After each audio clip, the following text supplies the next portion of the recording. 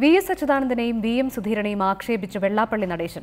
വി.എസിനെ ശിഖണ്ഡിയെന്നും VM. സുധീരനെ നികൃഷ്ടജീവിയെന്നും വിശേഷിപ്പിച്ച് Vellappally നടത്തിയ പ്രസംഗം വിവാദമായി. നികൃഷ്ടമായ പ്രവർത്തനം നടത്തുന്നത് വെള്ളാപ്പള്ളിയാണെന്ന് സുധീരൻ തിരിച്ചടിച്ചു.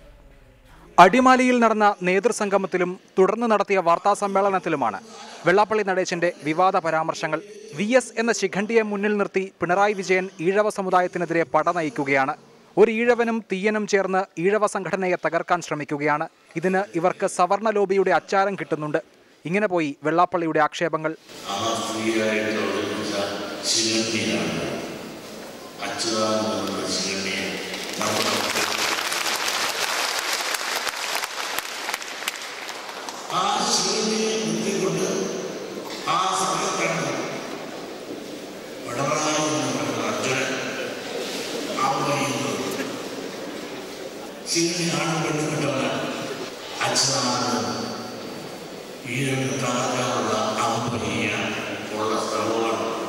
കോൺഗ്രസ് പ്രവർത്തകർക്ക് പോലും വേണ്ടാത്ത നികൃഷ്ടജീവി എന്നായിരുന്നു വി.എം. സുധീരനെതിരെയുള്ള വിമർശനം. ആ വി.എം. സുധീരന് കോൺഗ്രസ് പോലും വേണ്ടാത്ത ഒരു നികൃഷ്ടജീവിയല്ലേ?